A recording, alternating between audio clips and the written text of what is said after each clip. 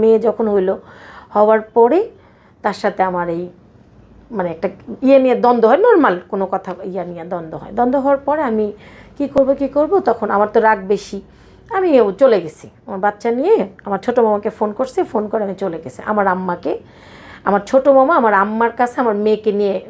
আমার ছোটো মামা আমাকে মসজিদে, আমি পুরান ঢাকায় গিয়ে, আমরা তো ওল্ড টাউনে ছিলাম তাঁতিবাজারে, আমি মসজিদে বসেছিলাম। আমার ছোটো মামারে ফোন করে বলছে আমি কোথায় যাব, আমি না খাওয়া কোথায় যাবো, আমার যাওয়ার জায়গা নেই, আমি তো তোর মামারে ছেড়ে আসছি।